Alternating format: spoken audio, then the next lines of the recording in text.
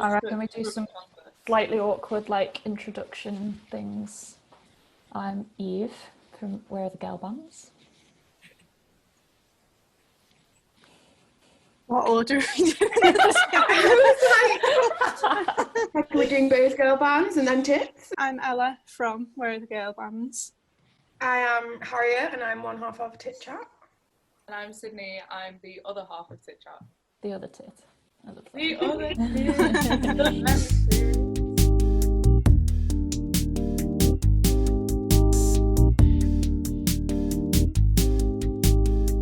Where Are the Girlbands is a digital project that empowers female creatives in Liverpool by promoting their work, offering opportunities for collaboration, networking, and just opening up the discussion about gender equality on the Liverpool music scene. So Tit Chat is a growing intersectional feminist collective, and we are currently based in Leeds. We aim to sort of look at feminism from a perspective that looks towards art, media and culture and how they sort of change our views on feminism and how we grow as feminists through the art and the culture that we experience. So yeah, that is us. Fantastic. Yeah. How did Tit Chat come to be?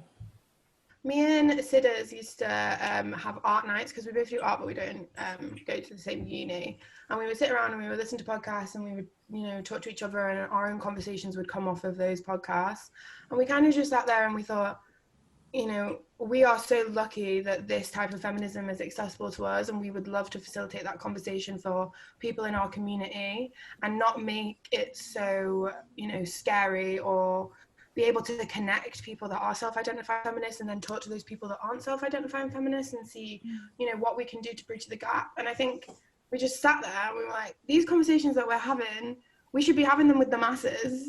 So that's where Tit Chat came from.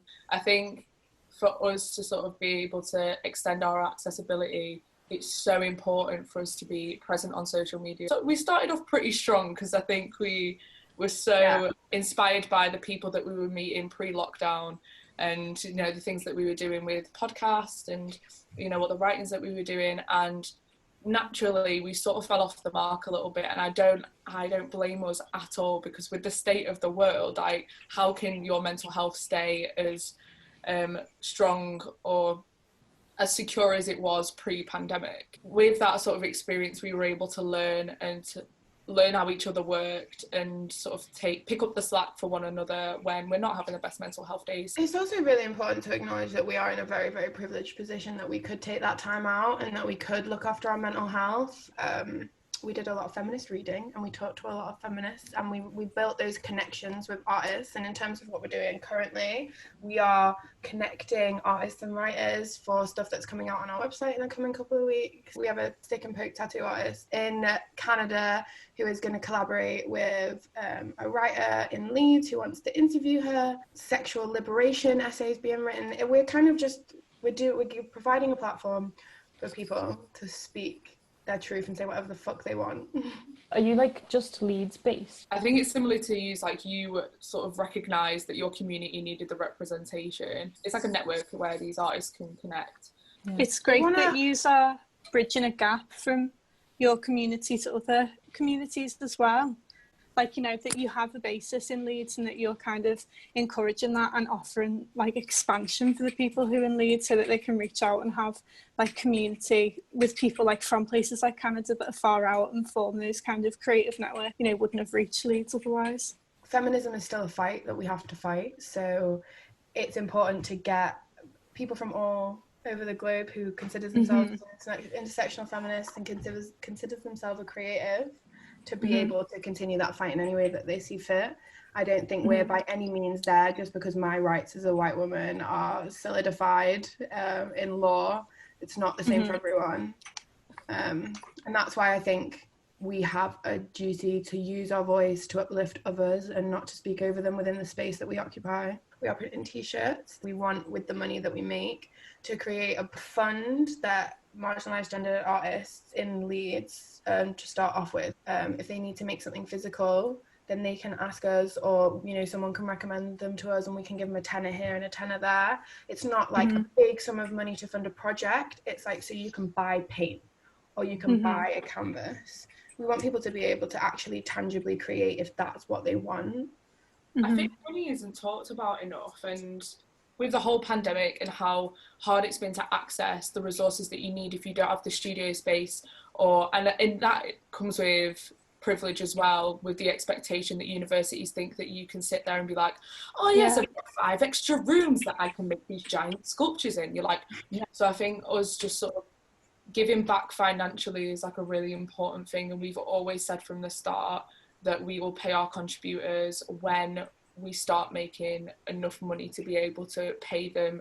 No, it's really nice, that idea of having like a pool of resources that people can reach out to, because I think, you know, obviously, like you said, financial issues kind of aren't spoken about enough. And I know like we on Girlbands a while ago had a bit of a conversation about that, and how things like access to even things like travel and being able to like travel for gigs and like the small expenses that add up, you know, that you, if you're someone who's like okay, like fairly well off, you wouldn't necessarily think about, and the things that do impact people day to day really do have an impact on who gets to like go to gigs, who gets to produce an album, who, you know, hiring studios is expensive.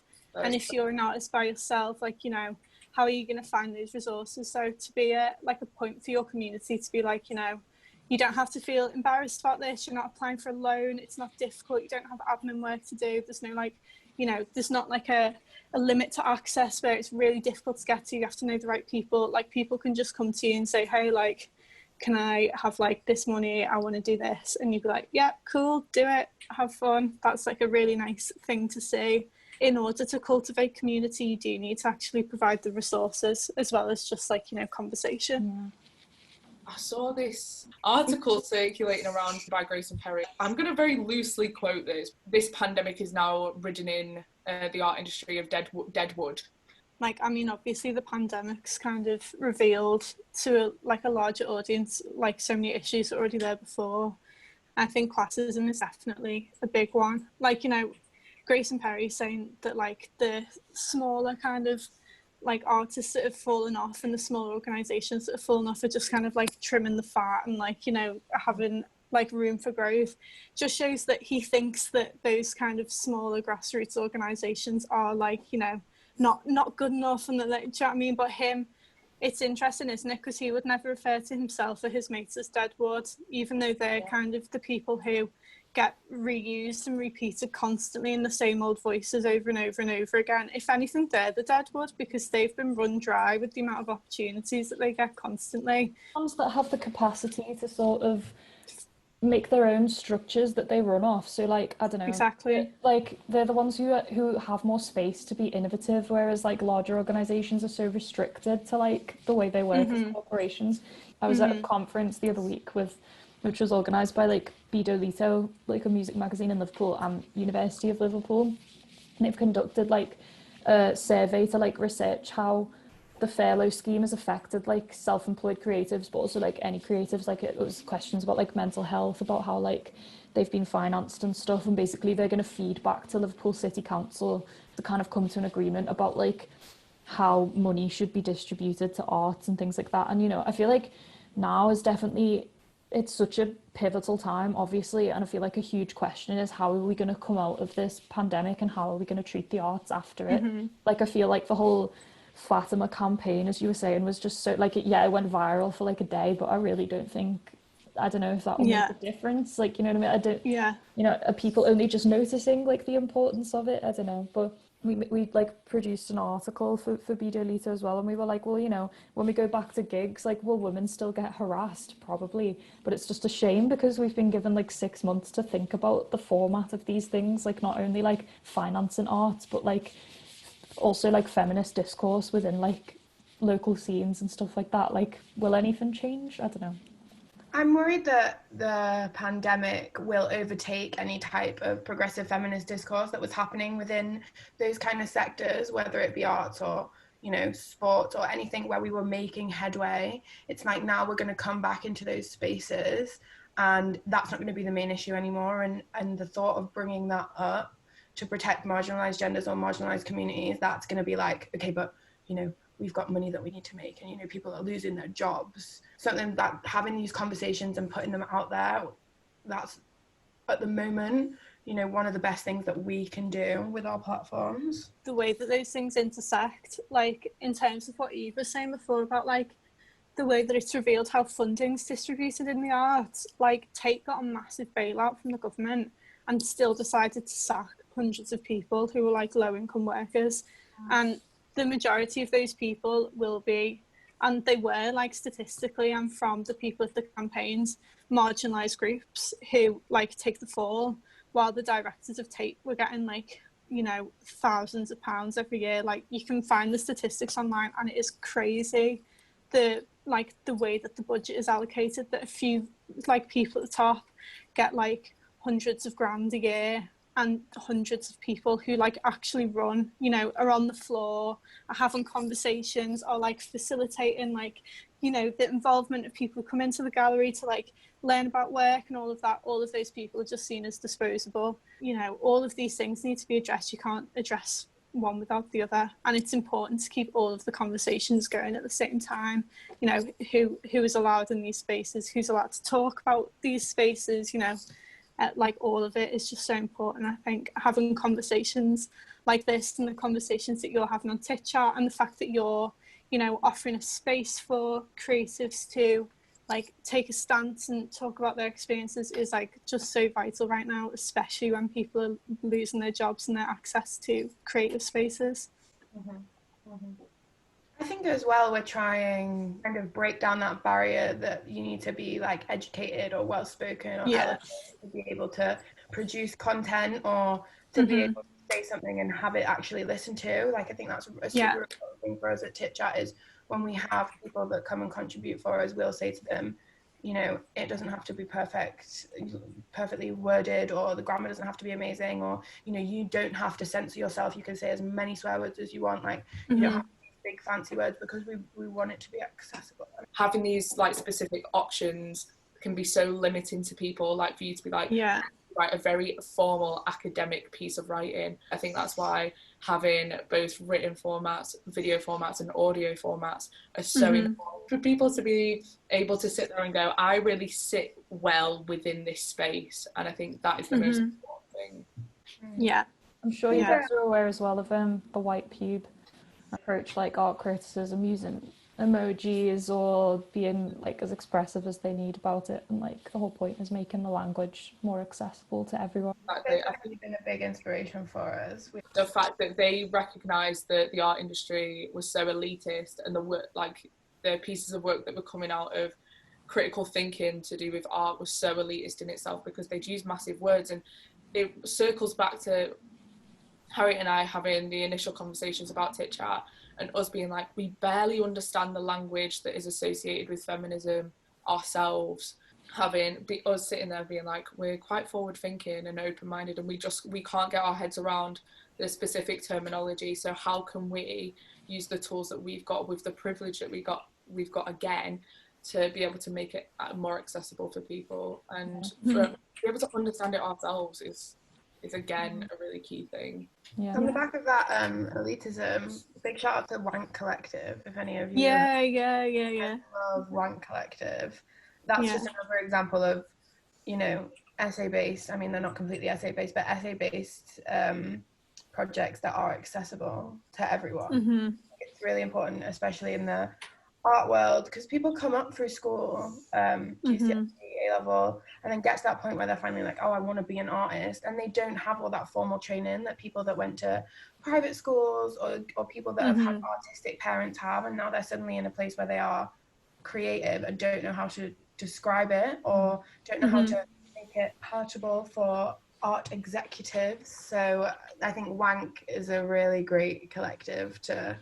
I think music, especially in the Liverpool scene, is made elite or inaccessible by the kind of attitudes that come from it. So it's kind of difficult to articulate, I guess. It's obviously not about being academic, whereas like what I've noticed since moving to Cambridge is that it kind of is, like it's a lot to do with, are you classically trained, can you do an organ recital? Will you do like this church even song? Like, do you know what I mean? There's not a lot of space for like just bands, like your average band. It's a lot to do with like classical music. In Liverpool, it's the opposite, but it's more kind of like you've got to overcome this barrier of like it's all about like who you know. And I know that a lot of music scenes are like that, but like a lot of the problem as well was that it was all run by white men, basically, like as you guessed it, white men. And like that, like I think our page is just trying to make, especially musicians who are starting out, like make it more accessible for them, and sort of be like, look, you can get yourself a gig, like don't be afraid, like what, you know, we're all in the same boat, sort of thing. On your social media, like people know who you are, and it's like a very personable account, because I suppose Tit Chat, it's very like it has to be very personal because you're like a podcast, whereas Ella and I were discussing this actually yesterday, like we're quite not anonymous, like it's not a secret, our identity, but we don't tend to like put our voices on our platform because we kind of use it to serve others, if that makes sense. Like, because we're constantly promoting other people, we don't want to like inundate it with our own opinions, because our idea was to sort of like push it over to them and say like, well, this is your discussion, like we're here to just like give you a platform, but we're not here to sort of tell you what we think. But at the same time, obviously it inevitably kind of demonstrates our opinion almost. I don't know, even if we're not necessarily like releasing our own statements, obviously everything comes through us, so obviously we have an impact on what goes on the account, you know. Obviously even if we're not at the forefront, our identity and stuff is still impacting the account. So it's really great to hear, obviously, that that's like kind of one of your aims in your account, is to allow your privilege in being able to have a platform and facilitate others to let their voices come through. Do you think that not having yourselves as prominent as other collectives are, do you think that changes how accessible your content becomes? I think it allows our page to function more as like a community, not like a community hub, but like a pool of stuff, as opposed to like, this is like the stuff that we like and this is stuff we want to talk about. We don't really filter through the stuff that we get. We pretty much post everything that we get through. Obviously we'd never post something if it was like harmful or, you know, hateful. It's like a page full of familiar and unfamiliar faces that you can engage with, as opposed to like just me and Eve and like me and Eve's like take on the stuff that comes through. But something that me and Eve are thinking about at the moment is how, like, especially now at a time where people are like so isolated and so away from people, that having like face to face and like a person to talk to is actually probably helpful. So, you know, like what I think is nice about the stuff you guys post on your stories, it's that, you know, that nice thing of social media where you can feel like familiar with people even if you don't know them, and you can feel like comfortable with people almost because you like see them so often, like in a weird way. And I think, you know, having that is helpful in its own way, and that people, you know, probably feel like they can message you and talk to you because they see like, you know, what you're like and that you're friendly and stuff, whereas me and Eve are a bit more anonymous, and maybe that could put people off because it's more kind of like, I don't know, machine like, more kind of like admin bots just you know, replying to emails. It would be impossible for Tit Chat to exist without me being myself. That would just feel so unorganic. We actually got told that it might be easier to connect with if we had more of a personal presence, and we like completely agreed, and we thought back to all those accounts that we regularly engage with. Our favorite creatives online were people that we could look to and be like, I feel like I know that person and have that connection. And to me that was really important. Like, I want people to feel like Tit Chat is a safe space, and I think to be able to feel like it's a safe space, you need to know who runs that safe space. I think our account is more a comment on a community that already exists and like facilitating conversation about the community as a whole, whereas your account feels like it's fostering your own individual community. I feel like being from Liverpool, it is a lot to do with like identity, so I feel like as much as we observe and we try and document and stuff like that, you also kind of can't help but be subjective. I think like with like, this is at the end of the day, like this is how Ella and I want to represent the scene, and that's what we're putting forward.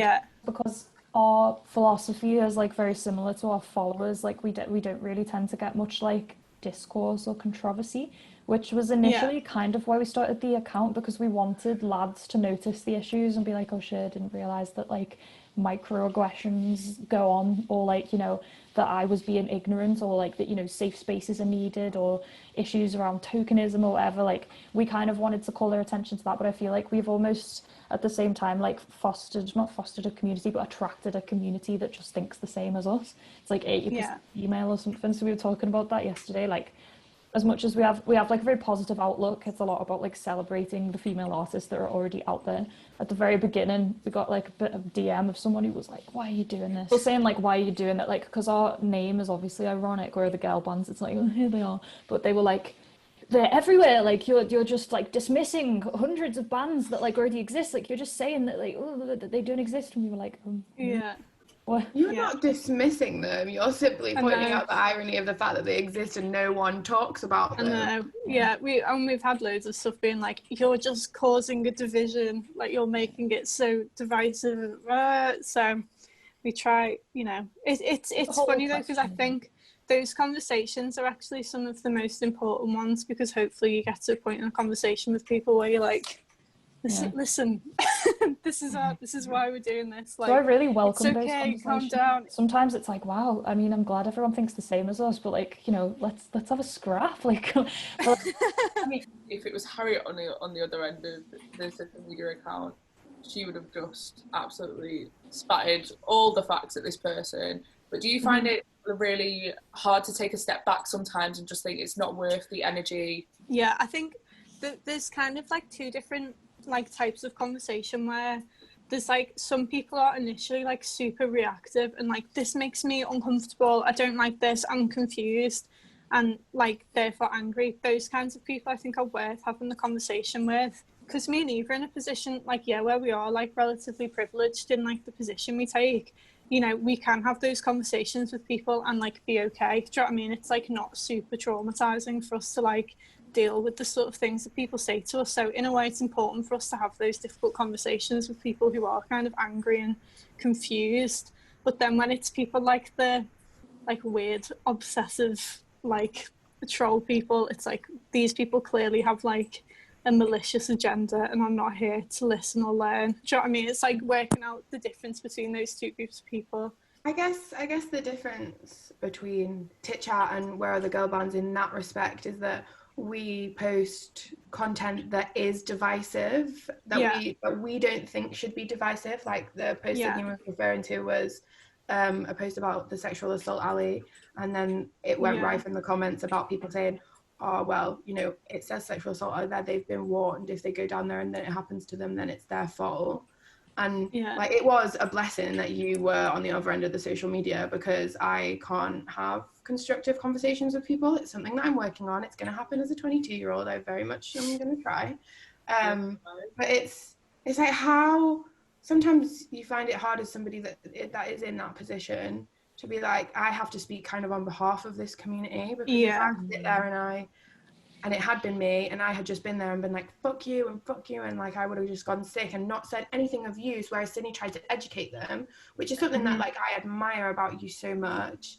It's like, how do you facilitate that conversation while also being angry? And that's like when I come back to that whole, we should be able, especially in the day and age that we live in, to be able to marry our ideas of feminism with our actual emotions and without being hysterical women. I think that is important as well. It's like, you very much have a right to feel like, what the fuck, this is insane, if someone's like, you know, justifying sexual assault. Like, you know, I think you have every right to go off if you wanted to go off on that person. You shouldn't have to necessarily censor yourself and be like a polite version of yourself in order to accommodate people who are being hateful. Like, that's, you just shouldn't have to do that. I think for the most part, the reason why I was, you know, when you get to that point where you're that angry, you go calm.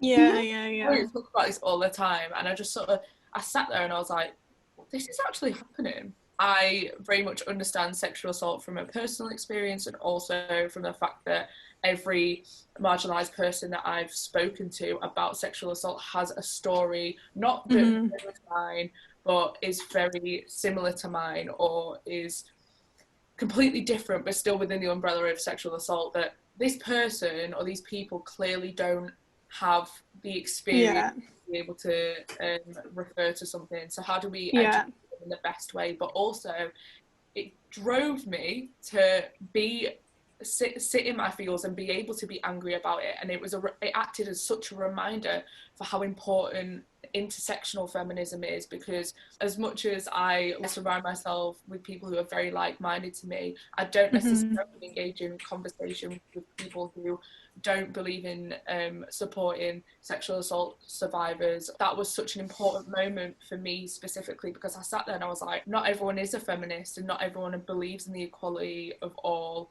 and people don't believe that black people and people of colour are born with certain injustices that white people know. I'm in this bubble of support and open-mindedness. Kind of forget that there are people who just don't even like, you know, get kind of like the basic things that seem so obvious and like, you know, almost redundant to talk about now, because you would assume everyone's on the same page.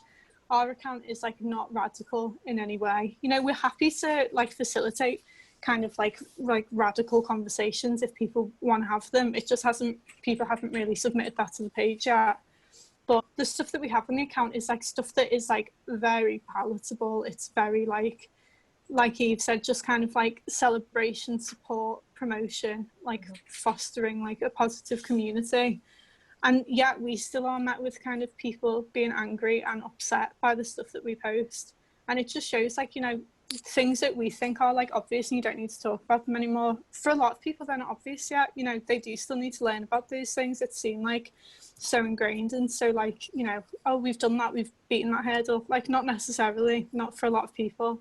And that's why, you know, microaggressions and like assaults at gigs happen. It's because there are still people who don't understand and are ignorant and also are malicious. It is palatable content and people are still getting angry, more at like the rhetoric than the content itself. It's like what we actually post, like feminist mantras or anything, it's just tunes. It's just like people's guitar covers and stuff. Like, I don't necessarily associate feminism with it being radical. And I got my first tattoo mid-lockdown, and remember so vividly seeing one of my mates in the street and him being like, oh, what are you doing? I was like, oh my God, I'm really excited. I'm going to get my first tattoo. My tattoo says Feminist, and it's on this part of my hand, which is very much like a statement. You know, when you go to shake someone's hand, it's a whole thing. I don't have to get into it. But I remember him saying, he was like, oh, what are you getting? I was like, well, I'm going to get Feminist written on me. And he said, oh, that's a bit radical, isn't it?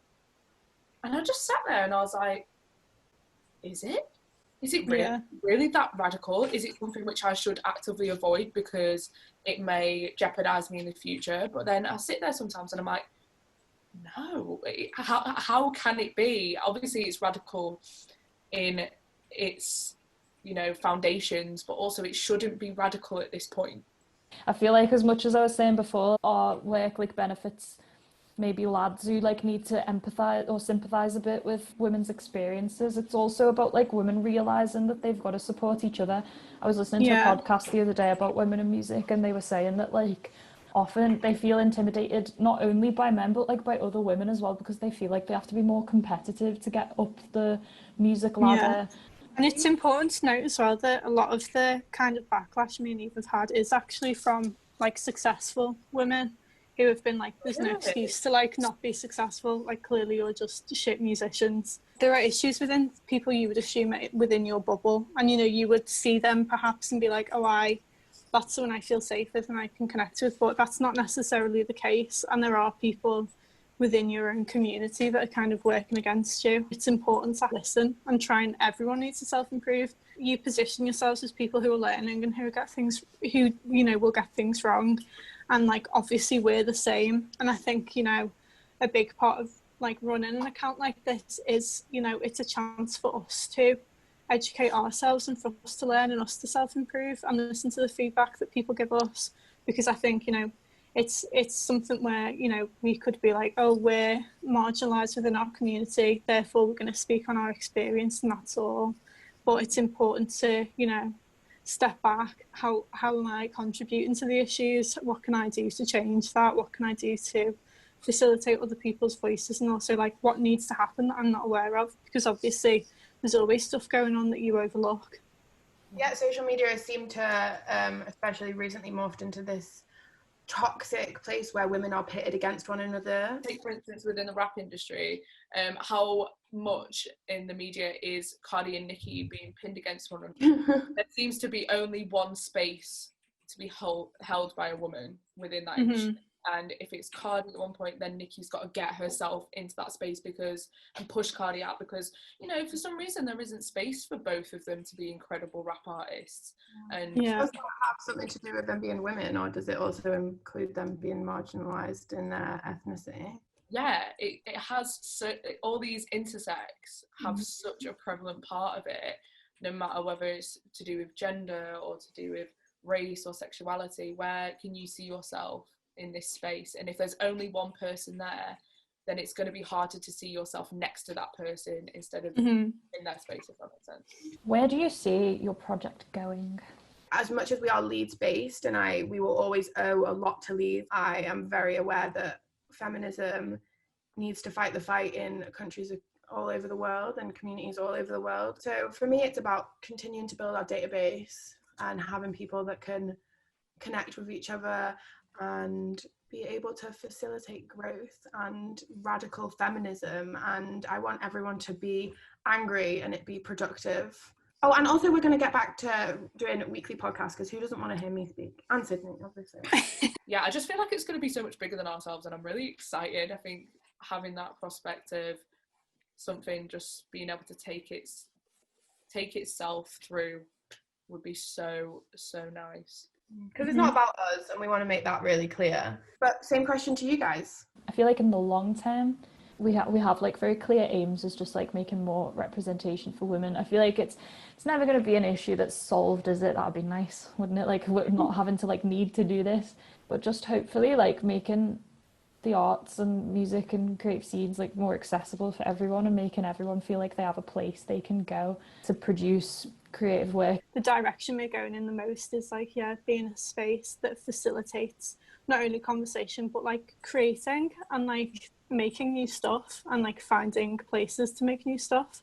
We've had like a few messages or like bits of feedback from people who've said like, oh, this made me want to write a song, or this made me like want to pick up my guitar again, or this made me like want to work towards something. I've touched at least one person, you know what I mean? Yeah, if we've made some creative pals, then that's beautiful, gorgeous. Yeah.